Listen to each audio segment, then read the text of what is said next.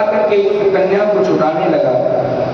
देवकी कह रही है, देवकी कहती है, अरे भैया कंस, तुम्हें तो पुत्रों से भय था, तुम्हें तो पुत्रों से भय था, तुमने हमारे 6 पुत्रों को मार दिया, 7वां गर्भ खंडित हो गया और 8वें में तो एक कन्या हुई है। और भला भैया ये कन्या तुम्हारा क्या बिगाड़ेगी? इसलिए हे भैया कंस, इस कन्या को ना मारो। देवकी कह रही है, आपने 7 पुत्रों को मार दिया, लेकिन इस कन्या को ना मारो। लेकिन ये अत्याचारी कंस क्या कहता है, देवकी तुम ठीक कह रही हो, हमें इस कन्या से भय नहीं है, ये हमारी कन्या हमारा क्या बिगाड़ेगी। लेकिन देवकी, यदि इसका पति ही हमारा हत्यारा निकला या इसका पुत्र के द्वारा हमारी हत्या हुई तो फिर क्या होगा? तो इसीलिए हे देवकी, जैसे तुमने 7 पुत्रों को त्याग दिया, ऐसे ही ये 8वीं कन्या भी सही। देवकी ने समझाया, लेकिन कंस नहीं माना। कंस ने क्या किया, इस कन्या को देवकी की गोद से छुपा लिया। और ये पापी कंस कन्या के पैर को पकड़ के जैसे ही पटकना चाहता है, ये वैसे ही ये कन्या कंस के हाथों से छूट करके आकाश में जाकर के बिजली बन गई। और आज भी ये कन्या कहाँ विराजमान है? विंध्याचल में विंध्यवासिनी मैया के नाम से जानी जाती है। अरे इस कन्या ने जैसे ही कंस के हाथों से छूट करके आकाश में जाकर के बिजली बनी, वैसे ही एक आकाशवाणी हुई। कन्या ने जाकर के आकाशवाणी कर दी, रे मूर्ख कंस, तुम हमें क्या मारोगे? हमें मारने का तुम्हारे अंदर साहस ही नहीं है। तुम्हें मारने वाला तो इस ब्रज में जन्म ले चुका है। हे कंस, इसलिए तुम अपने मरने का, बचने का उपाय करो। ये देवी विंध्याचल में जाकर के निवास करने लगी। जब कंस को पता चला कि हमारा हत्यारा कहीं और जन्म ले चुका है, तो और ही कंस को भय हो गया। अब कंस सोचने लगा कि हम अपने हत्यारे को ढूंढेंगे कैसे। तो कंस ने किया क्या, कंस अब देवकी के चरणों में गिर करके प्रार्थना कर रहा है। देखिए, देवकी से क्षमा मांग रहा है। हे बहन देवकी, मैंने आपके निरपराध बालकों की हत्या कर दी। अरे जिन बालकों का कोई दोष नहीं था, उन बालकों की हत्या कर दी। क्यों? केवल देवताओं के कहने पर। हमें नहीं पता था कि देवता भी आकाशवाणी झूठी करते हैं। देवताओं के कहने पर मैंने तुम्हारे बालकों की हत्या कर दी। आज कंस ने देवकी और वसुदेव को बंधन से मुक्त कर दिया और देवकी वसुदेव से क्षमा मांगने लगा। देवकी ने कंस को क्षमा कर दिया। अब कंस महलों में आकर के अपने सभासदों को आदेश देता है कि जाओ इस 84 कोस के ब्रज में जितने भी 2-4 दिन के, जितने भी महीने भर के जन्म लेने वाले पुत्र हैं, सभी को जाकर के खत्म कर दो। कंस की आज्ञा को पा करके कंस के महलों के जितने भी सभासद से इन्होंने क्या किया, जितने भी बालकों को देखते हैं कि ये महीने भर के अंदर के उनको सभी को खत्म कर देते हैं। अरे भैया, अब तो हाहाकार मच गया, प्रलय आने को हो गई। लेकिन जहां का राजा ही ऐसा अपराध करे तो वहां की प्रजा किसको अपना दुख सुनाएगी? कंस के अत्याचारों की तो हद होती जा रही है। कोई कंस को कह नहीं पा रहा है कि तुम ये गलत कर रहे हो, क्योंकि जब राजा ही गलत है तो प्रजा किससे कहे?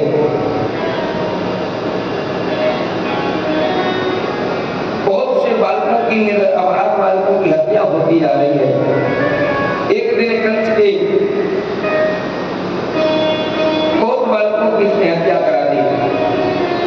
और इधर जो भगवान कृष्ण को वसुदेव नंद बाबा के यहाँ पर ले आए थे।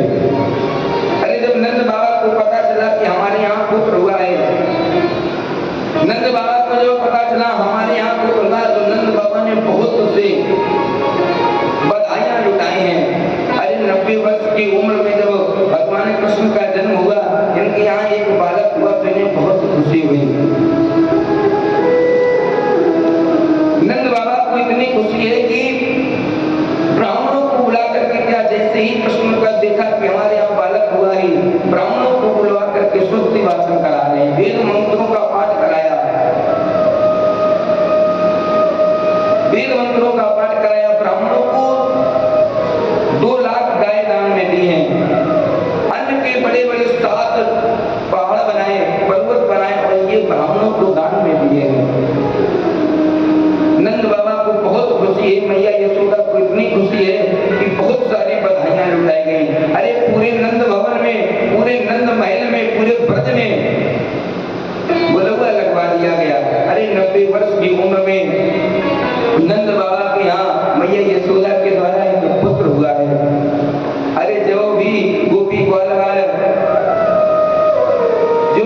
ग्वालवाल सुनते हैं कि 90 वर्ष की उम्र में मैया यशोदा के यहाँ बालक हुआ है, तो सभी बधाइयां देने के लिए आते हैं, सभी बधाइयां देने को आ रहे हैं। और नंद बाबा देखिए इतना प्रसन्न है कि किसको क्या दे रहे हैं कुछ समझ नहीं रहे हैं। जैसे जब राम जी का जन्म हुआ तो दशरथ जी ने जिसको जो मनाया उसको दिया, ऐसे ही नंद बाबा जिसको कुछ चाहिए उसको भी दे रहे हैं और जिसको नहीं चाहिए उसको भी दे रहे हैं। मानो आज नंद बाबा ने सर्वस्व प्राण दे दिया हो। सर्वस्व दान दीन सबका हो, सर्वस्व दान दीन सबका हो, हे बाबा राखा रहेगा हो, हे बाबा राखा रहेगा हो, सर्वस्व दान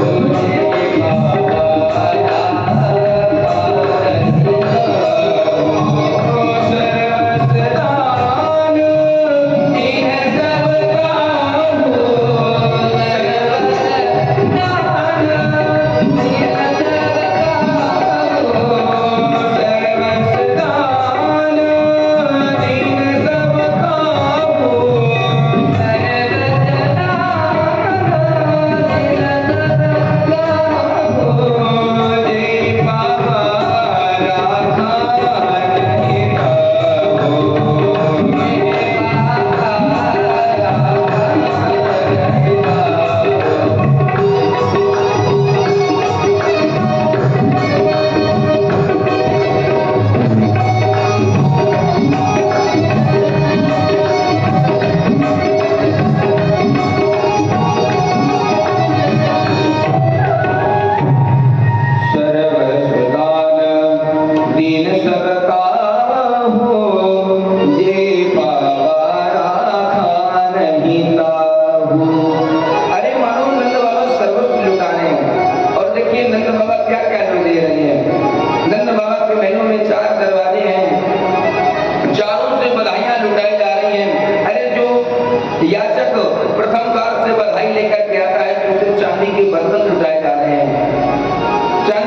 दिए जा रहे हैं। जब वो घूम करके चांदी के बर्तन को लेकर के जाता है तो कहाँ 2 नंबर द्वार पे पहुंचा, वहां पर सोने के बर्तन लुट रहे हैं। तो उसने क्या किया, चांदी के बर्तनों को वहीं पर रख करके सोने के बर्तनों को लेने लगा। और जब सोने के बर्तन लेकर के चलने लगा तो उसने क्या देखा कि कोई हीरे की अंगूठियां लिए जा रहा है। उसने पूछा भैया ये कहां से? तो जो हीरे की अंगूठी लेकर के जाता उसने कहा तुमने 3 नंबर द्वार पे जाओ, वहां पर हीरे की अंगूठियां रख रही हैं। अब तो वो सोने के बर्तन वहीं रख करके हीरे की अंगूठियां लेने चला जाता है। मानो आज इतना दान दिया गया कि भगवान श्री कृष्ण के जन्म में मैया लक्ष्मी सदैव नृत्य कर रही हो। आज ऐसा लग रहा है सभी जगह सोने चांदी के बर्तन फैले पड़े हैं, मानो मैया लक्ष्मी भगवान श्री कृष्ण के जन्म उत्सव में नृत्य कर रही हो। इतना दान दिया गया और बहुत सारी बधाइयां लुटाई गई। लेकिन एक दिन नंद बाबा बधाइयां लुटा रहे हैं, लेकिन नंद बाबा को स्मरण हुआ, नंद बाबा को याद आया कि कंस को वार्षिक कर दिया जाता है। जैसे हम आप महलों में रहते हैं तो अपने घर का टैक्स देते हैं, अपनी बिल्डिंग का टैक्स देते हैं, ऐसे ही नंद बाबा भी कंस के यहाँ मथुरा जाकर के क्या टैक्स देते थे, हर वर्ष कर देने जाते थे। तो नंद बाबा को अचानक स्मरण हुआ कि 1 महीना ज्यादा हो गया है और कंस की आंख तक नहीं पहुंचा है। न जाने अगर कंस की आंख तक ना पहुंचाया गया तो ये राक्षसी स्वभाव का है, पता न कौन सा उपद्रव खड़ा कर दे। तो इसीलिए जैसे ही इनको याद आया तो सारा नंद महोत्सव का जितना भी बधाइयों का कार्य था गोपी ग्वालों को सौंप करके कहाँ नंद बाबा कर देने के लिए मथुरा आए। मथुरा आकर के जैसे ही नंद बाबा कंस के महलों में प्रवेश किए, कंस के महलों में प्रवेश करके जैसे ही कंस को कर दे करके लौट रहे थे, कंस को जब कर दे करके लौटे तो वसुदेव जी वही हैं। वसुदेव जी ने जब नंद बाबा को महलों में देखा तो वसुदेव जी विचार करने लगे। देखिए वसुदेव जी क्या विचार कर रहे हैं। वसुदेव जी कह रहे हैं हम अपने पुत्र की सुरक्षा यानी कृष्ण की सुरक्षा को मान करके कि इन्हें हम नंद के महलों में छोड़ाएंगे तो इनकी सुरक्षा बनी रहेगी, और ये तो कृष्ण को छोड़ करके मथुरा आए हैं। तो वसुदेव जी ने सोचा हमें चल करके पूछना चाहिए यहाँ आए क्यों है। तो जब नंद बाबा महलों से लौट रहे थे, वसुदेव जी आपस में मिल करके आपस में दोनों लोगों ने राम राम की। अरे दोनों लोगों ने आपस में वार्ता की, बहुत सारी वार्ताएं हुई। लेकिन देखिए वसुदेव जी के जीवन में कितना दुख है, जिसके 7 पुत्र मारे गए हों और 8वां पुत्र जो कहीं और हो, कितना दुख होगा। लेकिन दुखी है, लेकिन क्या करते हैं, अपने के पास में दुख है। लेकिन वसुदेव जी नंद बाबा से कह रहे हैं नंद, अरे नंद मैंने सुना है तुम्हारे 90 वर्ष की उम्र में एक छोरा हुआ है। अरे नंद तुमने हमें ये खुशी अपनी नहीं बताई, तुमने हमें इतनी खुशी की बात अब तक नहीं बताई। तो देखिए नंद बाबा क्या कहते हैं। नंद बाबा कहते हैं हाँ वसुदेव हमारे यहाँ पुत्र तो हुआ है,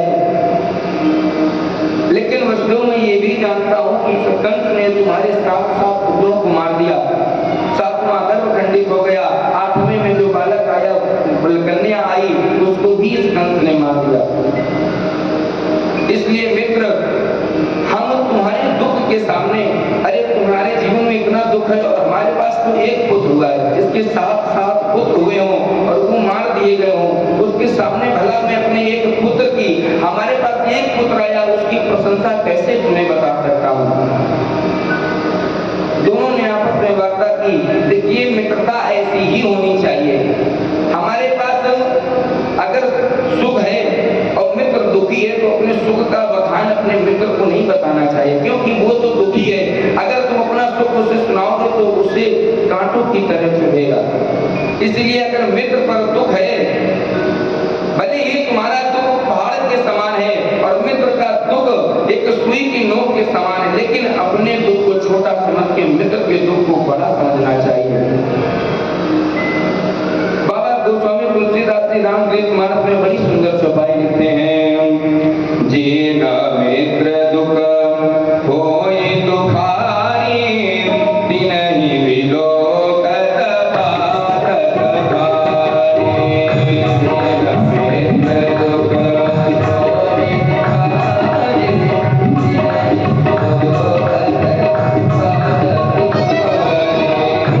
जीना मित्र दुख होय दुखारी,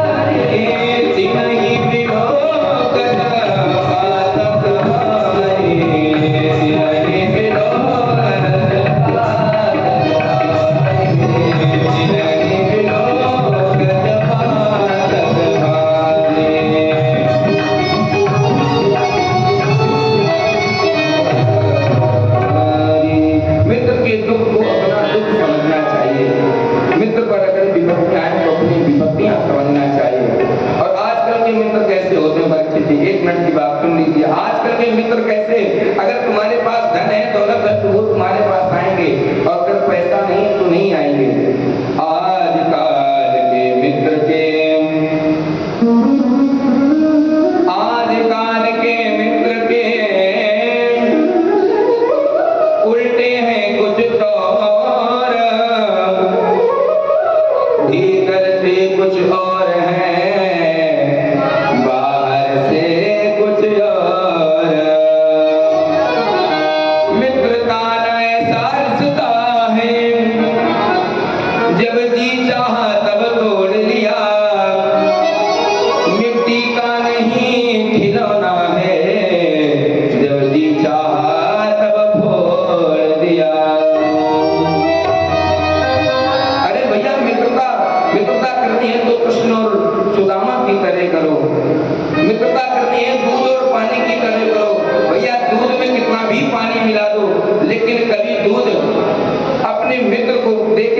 देगा, कोई जान ही नहीं सकता कि इसमें पानी पड़ा है। मित्रता करनी है तो ऐसे ही करो।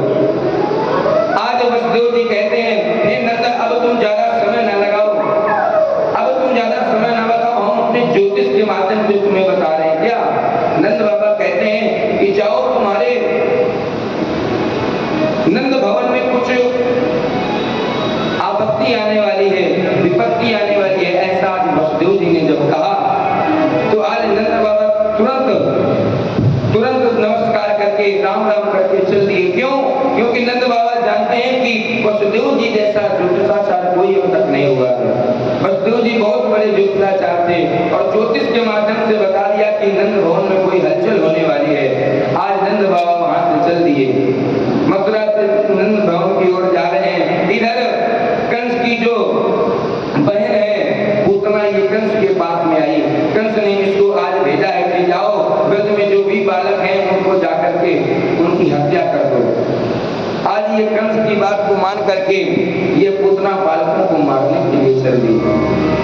कंसेन ब्राहिता घोरा, कंसेन ब्राहिता घोरा, पूतना बाल घातिनी, शिशूंचार निघ्नन्ति, उदग्राम प्रजातिषु।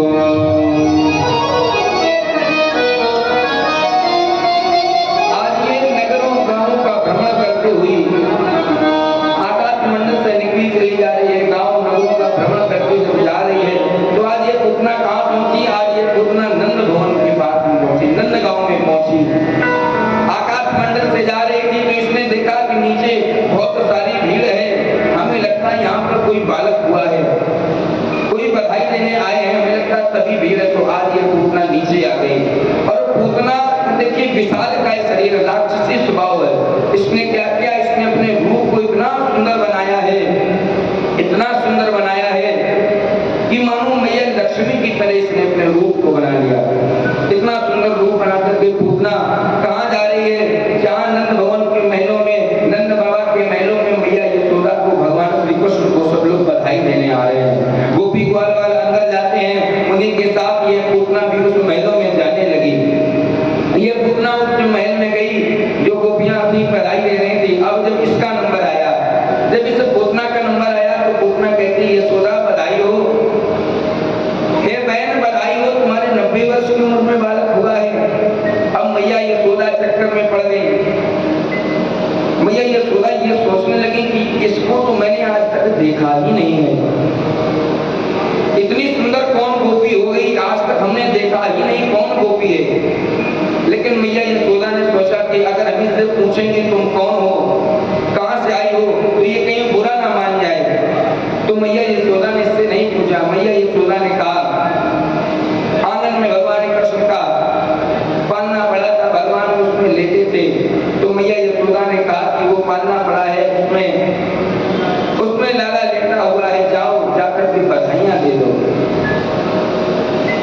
मैया यशोदा ने जब इसको अंदर जाने दिया तो ये पूतना अंदर आई और देखिए इसने इतना सुंदर रूप बनाया था, अपने स्तरों में विष लगा लिया था, जहर स्तनपान करा करके भगवान को मारना चाहती थी। लेकिन जैसे ही महलों में प्रवेश की, भगवान ने देखा कि ये पूतना अंदर आ रही है तो भगवान ने अपने नेत्रों को बंद कर दिया। भगवान ने जब नेत्रों को बंद कर लिया तो परीक्षित जी ने पूछा, हे गुरुदेव भगवान, जब पूतना इतना सुंदर रूप बना करके गई थी तो भगवान ने अपने नेत्रों को क्यों बंद कर लिया? अभी आप बता रहे हैं कि पूतना ने सुंदर रूप बनाया और जब पूतना ने सुंदर रूप बनाया तो भगवान ने नेत्र क्यों बंद कर ली? देखिए इस पर अनेक संत अनेक भावार्थ निकालते हैं। कोई कहता है कि मानो भगवान ने अपने नेत्र इसलिए बंद कर लिए कि ये अविद्या रूपी पूतना है, इसने माया से अपना ये सुंदर रूप बनाया है और जब भगवान की दृष्टि इस पर पड़ेगी तो इसकी माया रूपी रूप है ये हट जाएगा और ये अपने असली रूप में आ जाएगी। मानो भगवान ने इसलिए नेत्र बंद कर लिए। या दूसरा ये बात लीजिए कि भगवान ने ये सोचा कि हमारा तो जन्म ही राक्षसों का संहार करने के लिए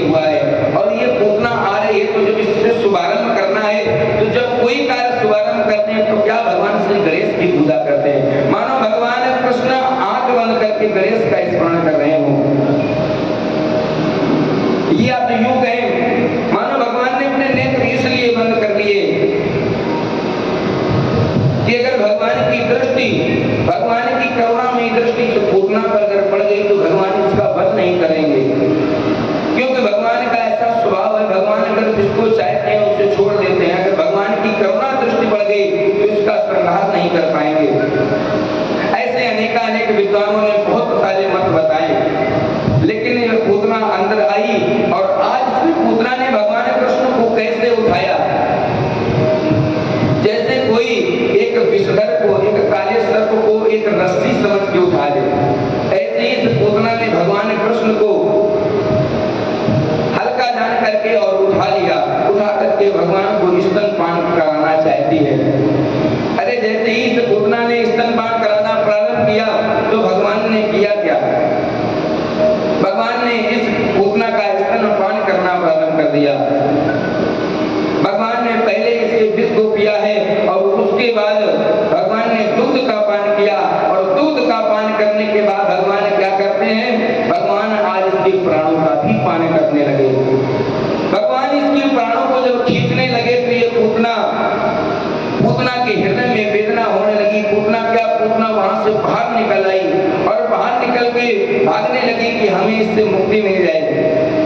ये चिल्ला रही है, रे मंच छोड़ दो, ऐसी आवाज लगा रही है। लेकिन भगवान कहते हैं, मौसी मैं जिसको एक बार पकड़ लेता हूँ उसे जीवन में दोबारा छोड़ता नहीं हूँ। वैसे तो मैं पहले किसी को पकड़ता नहीं हूँ और अगर पकड़ लेता हूँ तो किसी को छोड़ता नहीं हूँ। भगवान ने पहले इसकी इंद्रियों का ग्रहण किया, उसके बाद इसको जब प्राणों को खींचने लगी तो पूतना भागने लगी। अरे पूतना आकाश मंडल की ओर जाने लगी। भगवान ने जब इसके प्राणों को खींच लिया तो आज ये विशालकाय पूतना पृथ्वी पर धड़ाम से गिरी। ये विशालकाय पूतना पृथ्वी पर जब धड़ाम से गिरी तो पृथ्वी हिल गई, भूकंप आने लगा, बहुत जोर की आवाज हुई। मैया यशोदा ने सोचा ये आवाज कहां से आई, कहीं लाला पर कोई संकट तो नहीं आया। मैया यशोदा पालने के पास में आई तो देखा कि पालने में कन्हैया नहीं है, लाला नहीं है। तो मैया ने बाहर जाकर के देखा, बाहर जाकर के क्या देखा कि एक राक्षसी पड़ी है और उसके ऊपर भगवान खेल रहे हैं बैठे हुए। ये पूतना कितनी बड़ी थी, 6 कोस की पूतना थी। 6 कोस यानी 21 किलोमीटर।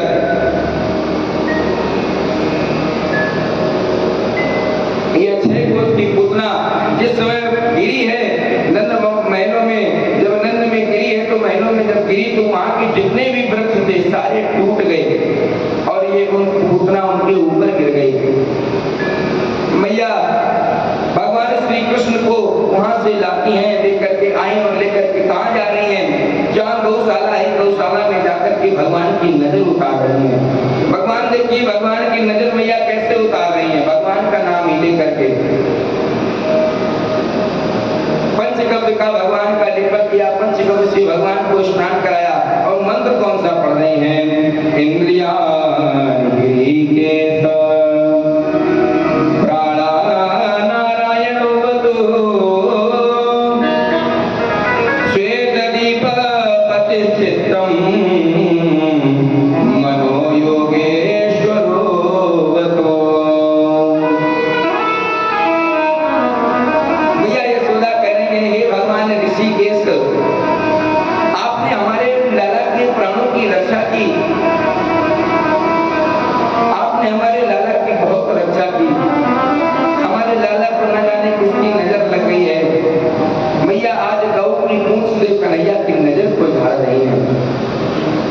विशालकाय पूतना इधर जब पृथ्वी पर पड़ी है, नंद बाबा उधर से आ रहे हैं मथुरा से। जब नंद बाबा आए, नंद बाबा ने इस पूतना को देखा। गोपी ग्वाल वाले जितने भी सब नंद बाबा के पास में गए और बाबा से कहते हैं, बाबा अनर्थ हो जाता, आज अनर्थ होने से रह गया। अरे बाबा एक राक्षसी आई और उसने अपने कन्हैया को ले जाकर के भागने लगी। ना जाने ऐसा क्या हुआ कि ये पूतना पृथ्वी पर गिर गई और उसका प्राणांत हो गया। अरे वसुदेव, नंद बाबा समझ गए कि वसुदेव ने सच ही कहा था कि कोई आक्रमण होने वाला है, कोई आपदा आने वाली है। नंद बाबा जान गए कि वसुदेव जी पक्के जोशला चाहे। आज नंद बाबा से गोपी ग्वाल वालों ने पूछा, बाबा इस पूतना का क्या होना चाहिए, इसका शरीर बड़ा है, क्या होना चाहिए? तो नंद बाबा ने आज्ञा दे दी कि जाओ इसके शरीर को अलग अलग अंगों को काट लिया जाए और काट करके के जो पेड़ नष्ट हो गए, जो वृक्ष नष्ट हो गए हैं, इनको भी काट करके और इस पूतना को आग लगा दी जाए। अरे पूतना के शरीर को, क्योंकि 30 किलोमीटर की है ना, तो इसका अलग अलग शरीर काटा गया, जितने भी वृक्ष गिर गए थे सभी को काट करके और इस पूतना के शरीर में आग लगाई गई। अरे भैया, जब इस पूतना के शरीर में आग लगाई गई तो इस पूतना के शरीर से दुर्गंध नहीं, बहुत अच्छी सुगंध निकली। इस पूतना के जब शरीर से सुगंध निकली तब राजा परीक्षित श्री सुखदेव जी से पूछते हैं, गुरुदेव भगवान, अरे ये पूतना तो राक्षसी थी, फिर इसके शरीर से जलने के बाद दुर्गंध निकलनी चाहिए, लेकिन सुगंध क्यों निकली? राजा परीक्षित श्री सुखदेव जी कहते हैं, हे राजन परीक्षित, ये पूतना के शरीर से दुर्गंध निकल ही नहीं सकती। अरे भैया, जिस पूतना को भगवान ने अपनी माँ का दर्जा दिया हो, माँ की तरह स्तनपान किए हो, उस पूतना के शरीर से भला दुर्गंध कैसे निकल सकती है? उसके शरीर की सुगंध ही सुगंध निकलेगी। आज इस प्रकार से भगवान ने पूतना का उद्धार किया। बोलिए पूतना वर्धन भगवान की। देखिए पूतना थी कौन अगले जन्म की? पूतना अगले जन्म की बलि की पुत्री थी, राजा बलि की। जब भगवान श्री कृष्ण 52 का रूप बना करके बलि के महलों में गए थे तो भगवान का इतना सुंदर रूप था, 52 अंगुल के भगवान थे। तो इसको जो ये थी, इसने क्या विचार किया कि भगवान हम पर भी ऐसी कृपा करें, हमें ऐसा पुत्र हो जाए। लेकिन जब भगवान ने 3 पग में सारी पृथ्वी को नाप लिया तब यही कहती है कि अगर हमारा ऐसा पुत्र हो ना तो हम ऐसे पुत्र को स्तन में विष लगाकर उसका प्राणांत कर दें। तो भगवान ने कहा, जाओ, तुम्हारी ये भी इच्छा पूरी होगी। आज भगवान ने इस अवतार में आकर के इस पूतना की दोनों इच्छाओं को पूर्ण किया है। बोलिए वृंदावन बिहारी लाल की। आगे समय बढ़ता गया, आगे समय बढ़ता गया। भगवान कितने महीने के हो गए? भगवान 3 महीने के हो गए हैं। भगवान 3 महीने के जब हुए तो भगवान ने क्या किया? आज भगवान अपने आप कर्मठ ले गए। भगवान ने जब कर्मठ बदली तो मैया यशोदा इतना प्रसन्न हुई कि आज करवट बदलने का भी बुलवा लगा दिया। कोई करवट बदलने का बुलवा नहीं लगाता, लेकिन मैया यशोदा इतनी प्रसन्न है, अरे लाला एक छींक भी दे दे तो उतने भी प्रसन्न हो जाती हैं। आज जब भगवान ने करवट बदली तो मैया प्रसन्न, मैया ने नाई को बुला करके पूरे नंद भवन में, पूरे नंद महलों में, नंद गांव में बुलवा लगवा दिया कि जाओ, यशोदा के लाला ने आज करवट बदली है। अरे गोपी ग्वाल वाला ही बोली, अरे मैया, क्या करवट बदलने का भी बुलवा होता है? तुम्हारे 90 वर्ष की उम्र में बालक हुआ है इसलिए तुम सटिया गई हो। मैया, क्या 90 वर्ष की उम्र में बालक हुआ है इसलिए? अरे कोई करवट बदलने का बुलवा लगवाता है? मैया यशोदा कहती है, अरे गोपी, तुम्हें बधाइयां देनी हो, हमारे लाला को बधाई दो। हम तो यही चाहते हैं कि इसी बहाने आपका आना हो जाता है, हमारे लाला को आशीर्वाद दो। आज मैया ने भगवान श्री कृष्ण को दुग्ध पान करा करके सुला दिया, और जब सुला दिया तो जब जितनी गोपियां आई सब आंगन में भजन कीर्तन नृत्य करने लगी। तो मैया ने सोचा कि अगर यहाँ कन्हैया लेते रहेंगे तो जग जाएंगे। तो मैया ने क्या किया, घर के बाहर एक छकड़ा है यानी बैलगाड़ी, तो बैलगाड़ी के नीचे भगवान को लिटा दिया है। भगवान वहां सो रहे हैं। अब भगवान विचार करते हैं, बताओ, हमारा जन्म हुआ, करवट हमने बदली, बलुआ हमारी वजह से लगाया गया, और देख सब लोग रहे, आनंद सब लोग ले रहे, हम बाहर बैठे हैं, हम बाहर लेटे हैं। अब भगवान रोने लगे। अब जब भगवान रोने लगे तो भगवान जब रोते हैं तो अंदर ढोलक बज रही है, संगीत हो रहा है, तो अंदर आवाज नहीं गई। जब अंदर आवाज नहीं गई, भगवान और रोते तेज, लेकिन अंदर आवाज जा ही नहीं रही। तो हुआ क्या? उसी समय उस बैलगाड़ी के ऊपर एक सट्टासुर नाम का दैत्य है। सट्टासुर नाम का दैत्य ये कंस के द्वारा भेजा गया, ये भगवान को उस बैलगाड़ी से दबा करके मारना चाहता था। जैसे ही ये आया, उस बैलगाड़ी के ऊपर बैठा, वैसे ही भगवान ने खेल ही खेल में अपने पैर का अंगूठा लगा लिया। आज ये बैलगाड़ी आकाश मंडल में जा गई और एकदम पृथ्वी पर धड़ाम से गिरी। आज झगड़ा शुरू हो गई, इस सट्टासुर का भी उद्धार हो गया। आज जब इतनी तेज आवाज हुई तो मैया यशोदा ने सोचा कि क्या हो गया। मैया यशोदा निकल के आई। मैया यशोदा जब महलों से बाहर निकल करके आई तो मैया यशोदा ने क्या देखा कि लाला लेटे हैं और बैलगाड़ी में जितने भी मटके रखे थे सारे मटके फूट गए, मटकों का दही पृथ्वी पर पड़ा हुआ है। मैया ने भगवान श्री कृष्ण को उठाया और सीने से लगाया, फिर से भगवान की नजर उतारने लगी मैया। भगवान ने आज सत्तासुर का उद्धार किया।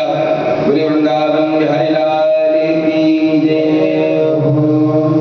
आगे आगे के दिन भगवान मैया की गोद में है, मैया भगवान को खिला रही थी।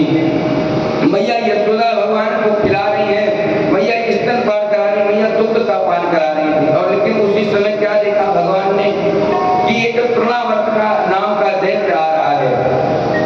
तृणावर्त नाम के दैत्य को आते भगवान ने देखा तो भगवान जान गए कि ये मामा के द्वारा भेजा गया है, और अगर ये हमें मैया की गोद से छुटा करके ले गया तो हमारी मैया परेशान हो जाएंगी, इसलिए कुछ उपाय करना चाहिए। तो भगवान ने क्या किया, भगवान ने अपने भार को बढ़ाना प्रारंभ कर दिया, भगवान ने अपने वजन को बढ़ाना प्रारंभ कर दिया। तो मैया यशोदा विचार करती है, हमें लगता है आज कन्हैया ने ज्यादा दूध पान कर लिया है, देखो ये इतना भारी होता जा रहा है कि हमसे उठाया नहीं जा रहा है, आज इसने ज्यादा ही दुग्ध का पान कर लिया है। तो मैया ने क्या किया, कन्हैया को वहीं लिटा दिया। जब भगवान को लिटा दिया और लिटा करके मैया अपने गृह कार्यों में लग गई,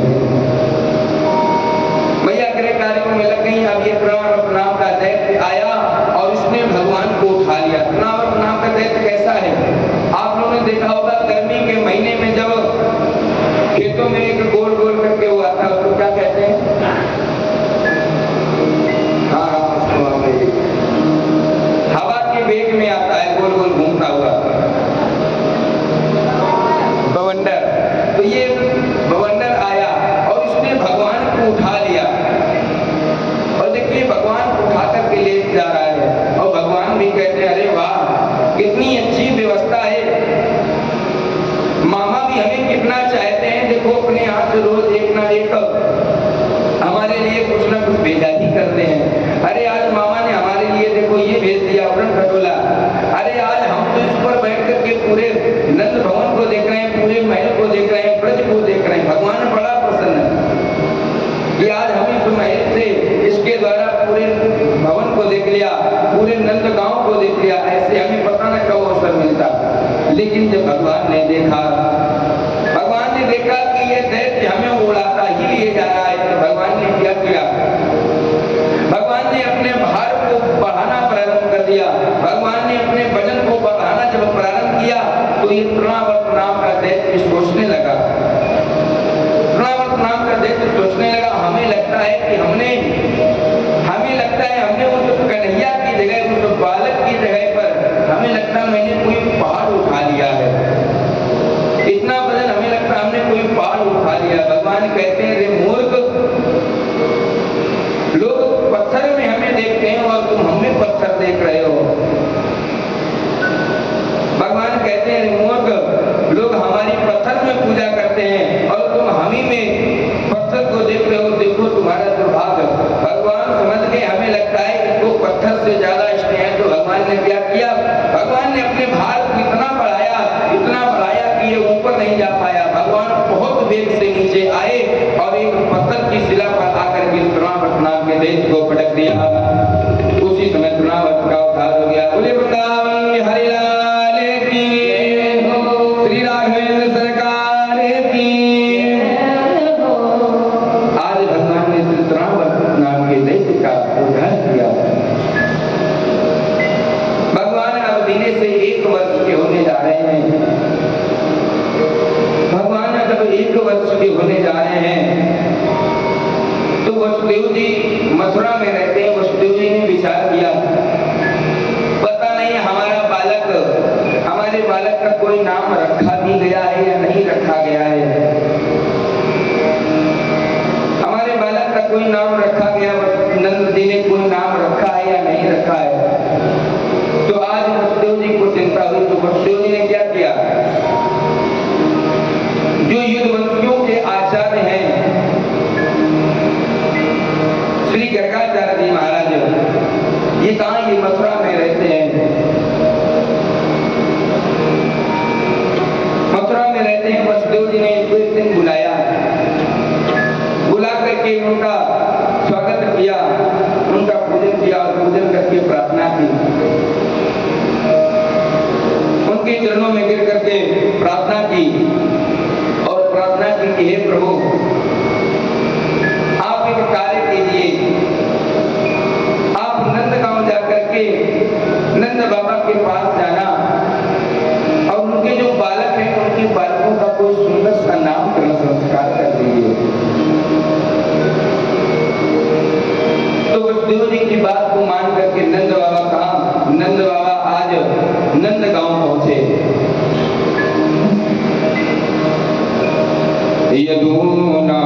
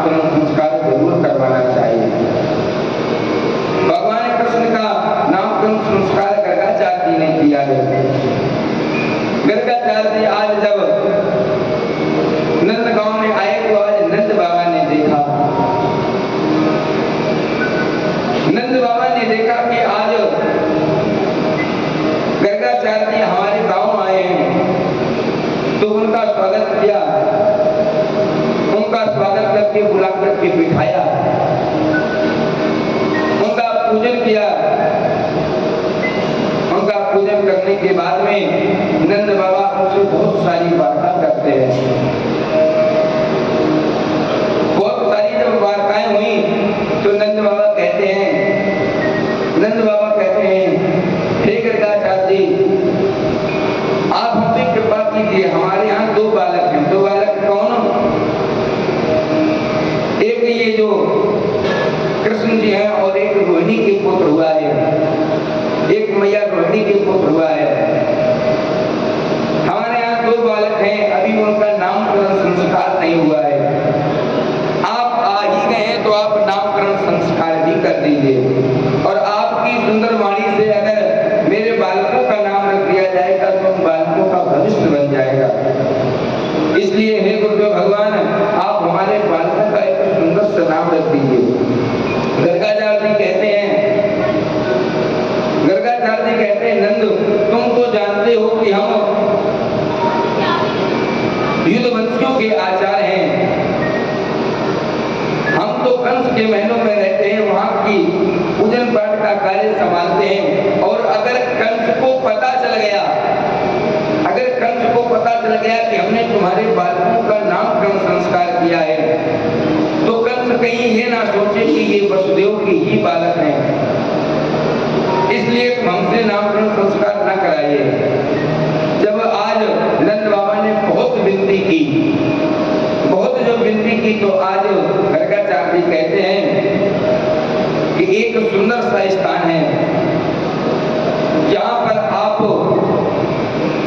बालकों की माताओं के साथ में बालक को लेकर के आइए और उन बालकों का नामकरण संस्कार शांति पूर्वक किया जाए। गर्गाचार्य जी कहते हैं कि आइए, तो गौशाला में जाकर के भगवान का नामकरण संस्कार किया गया है। नंद बाबा ने मैया यशोदा को और रोहिणी को आवाज दी। मैया यशोदा से कहते हैं, देवी अरे बड़ा सुंदर अवसर आया है, जब आचार्य आ ही गए हैं तो उनके द्वारा बालकों का नामकरण संस्कार भी करवा लिया जाए। उनके द्वारा बालकों का नामकरण संस्कार करवा लिया जाए। तो आज मैया यशोदा और रोहिणी तैयार हो गई नामकरण संस्कार करवाने के लिए। देखिए यहाँ पर माताओं ने क्या सोचा, अरे हमने तो सुना है कि गर्गाचार्य जी बहुत बड़े प्रकांड विद्वान हैं, अरे हैं ही विद्वान की नहीं, इनकी हमें परीक्षा भी लेनी चाहिए। तो देखिए मैया यशोदा और रोहिणी आपस में क्या विचार करती हैं। हे बहन, लोग कहते हैं कि गर्गाचार्य जी बहुत विद्वान हैं, विद्वान है या नहीं इनकी परीक्षा लेनी चाहिए। दोनों माताओं ने आपस में क्या किया, दोनों माताओं ने अपने अपने बालक को बदल लिया। जो भगवान कृष्ण जो यशोदा जी का बालक है वो मैया रोहिणी ने ले लिया और रोहिणी के बालक को मैया यशोदा ने ले लिया और लेकर के कहाँ पहुंची, लेकर के गौशाला में पहुंची। जैसे ही गर्गाचार्य जी के सामने पर विराजमान हुए बैठे, अब जब गर्गाचार्य जी ने भगवान श्री गणेश जी का सर्वप्रथम पूजन किया गया, पूजन करने के बाद में सुस्ति वाचन हुआ। सुस्ति वाचन के बाद जब नामकरण संस्कार प्रारंभ हुआ, तो देखिए गर्गाचार्य जी नामकरण करना चाह रहे हैं। दोनों माताओं बालकों को बदल करके बैठी हैं। गर्गाचार्य जी कहते हैं, अयम ही रोहिणी पुत्रो, अयम ही रोहिणी पुत्रो रमयना सुहृदो गुणैः। गर्गाचार्य जी कह रहे हैं, अयम ही रोहिणी पुत्रो रमयन सुहृदो गुणैः। हे यशोदा, जिस बालक को तुम लिए हो ये तुम्हारा पुत्र नहीं है, अयम ही रोहिणी पुत्रो। अरे जब मैया यशोदा ने सुना कि ये तो जब उन्होंने कहा अयम ही रोहिणी, ये तुम्हारा पुत्र नहीं, ये रोहिणी का पुत्र है, अरे मैया यशोदा शर्मा गई। अरे मैया यशोदा रोहिणी से कहती है, अरे रोहिणी, अरे बहन ये तो सचमुच में बहुत बड़े विद्वान हैं, सचमुच में ये बहुत बड़े विद्वान हैं। इन्होंने तो देखते ही देखते बता दिया कि ये हमारा पुत्र नहीं, ये तुम्हारा पुत्र है। तो आज मैया ने अपने अपने बालक को अपनी अपनी गोद में रख लिया। देखिए बलराम जी बड़े हैं, बलराम जी बड़े हैं, तो बलराम जी का नामकरण संस्कार पहले हो रहा है।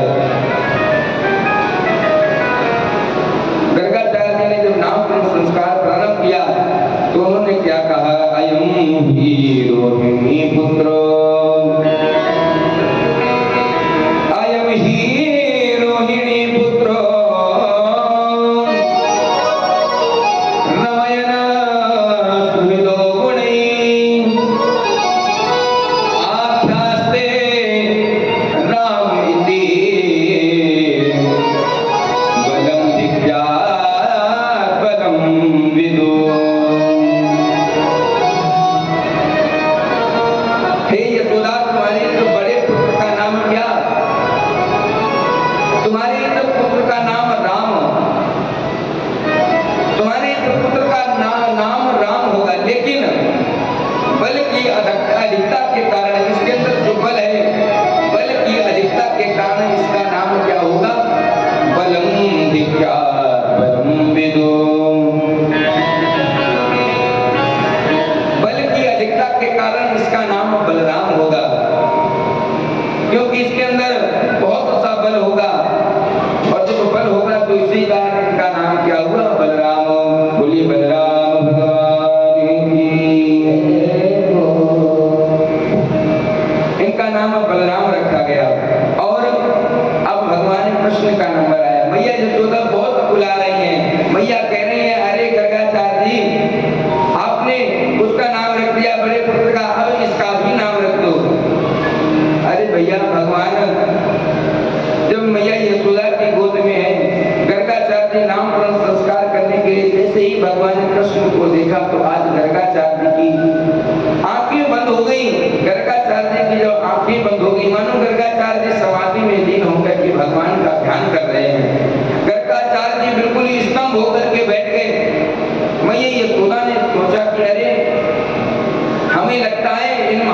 की इन आचार्य की सांस ही नहीं आ रही है, ये तो बिल्कुल स्तंभ बैठे हैं। बहुत देर तक गर्गाचार्य की समाधि लग गई। आपस में दोनों मैया यशोदा मैया बड़ी बात करती हैं कि ये महात्मा को क्या हो गया, अरे मेरे बालक को देखते ही इस समाधि लग गई। बहुत देर बाद जब गर्गाचार्य जी समाधि से उठे तो गर्गाचार्य जी कहते हैं इनका नाम मैं क्या रखूं, इनके एक नाम हो तो मैं रख दूं, इनके नाम तो अनेक हैं। ये जैसी जैसी लीलाएं करेंगे वैसे वैसे इनके नाम पढ़ते जाएंगे। जितनी लीलाएं करेंगे ये उतने ही इनके नाम होते जाएंगे। बहूनि सन्ति नामानि बहूनि सन्ति नामानि रूपाणि च सुदस्यते गुणकर्मानुरूपाणि सान्यं वेदनो जना। अरे यशोदा ये बहुत गुणवान है। अरे जब जितनी ये लीलाएं करते जाएंगे इनके तो नाम रखते जाएंगे, मैं इनका नाम क्या रखूं। बाबा रामचरितमानस में लिखते हैं इनके नाम अनेक अनूपा, इनके नाम अनेक अनूपा, मैं न कहूं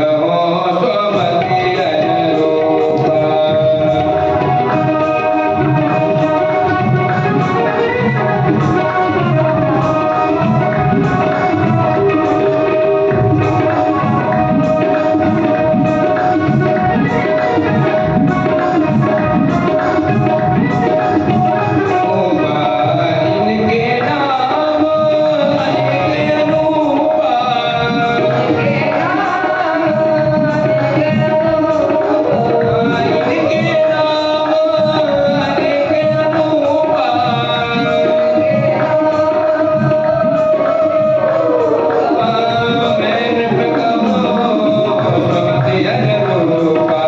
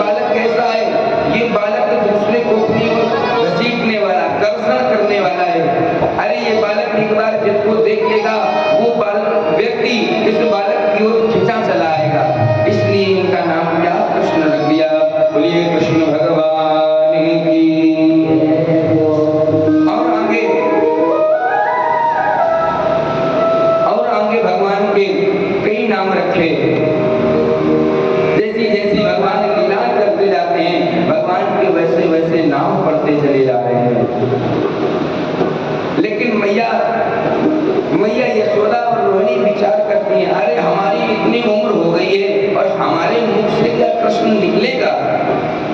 अरे कृष्ण जब कहा जाता है तो जवान जो है, जवान अच्छे अच्छे लोगों के मुख से जब वृद्धावस्था हो जाती है तो कृष्ण नाम बोलने में जवान नहीं पलटती है। कैसे हम कृष्ण कहेंगे, कैसे बलराम कहेंगे। तो दोनों मैया ने क्या किया, कृष्ण को कनुआ कहने लगी और बलराम को बलुआ, कनुआ बलुआ कहकर के बुलाने लगी। ऐसा प्यार है कृष्ण भगवान को, कृष्ण नहीं कनुआ और बलुआ कहकर के बुला रहे हैं। बोले वृंदावन बिहारी लाल की जय। इस प्रकार से भगवान का नाम करना संस्कार हुआ।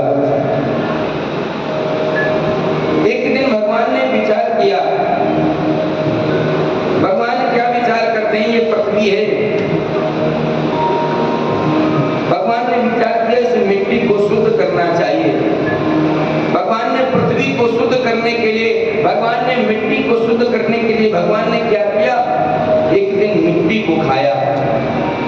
भगवान ने मिट्टी को खाया, तो जब भगवान ने मिट्टी को खाया तो बलराम जी ने देख लिया। बलराम जी कहते हैं, हे कन्हैया तुम अपना मुख दिखाओ, अपना मुख दिखाओ, तुमने क्या खाया है। कन्हैया कह रहे हमने कुछ नहीं खाया। कन्हैया मुख बंद करे हैं, इशारे से कह रहे भैया हमने कुछ नहीं खाया। बलराम जी कहते नहीं दिखाओगे क्या खाया है। भगवान कृष्ण सर को हिला रहे, भैया मैंने कुछ नहीं खाया। आज भगवान कृष्ण को बलराम जी हाथ पकड़ के मैया यशोदा के पास लेकर गया और मैया यशोदा से कहते हैं, मैया देखो ये कन्हैया झूठ बोल रहा है, मैंने अपनी आंखों से देखा है, इसने मिट्टी को खाया है और जब मैं इससे पूछ रहा हूं तो ये हमसे झूठ बोल रहा है। मैया इसने मिट्टी को खाया है। अरे जब मैया ने पूछा कन्हैया तुमने मिट्टी खाई है, तो कन्हैया मैया से भीज कह रहे मैंने नहीं मिट्टी खाई। क्या नाम बच्चे जवानम नाहम बच्चितवानम सर्वे मिथ्या विसंसिना यदि सत्य गिरे समक्षम पश्य मे मुखम। कन्हैया मना कर रहे मैया हमने मिट्टी नहीं खाई, और अगर आपको यकीन नहीं हो रहा तो आप हमारा मुख देख लीजिए। जब भगवान ने कहा मुख देख लीजिए तो मैया ने कहा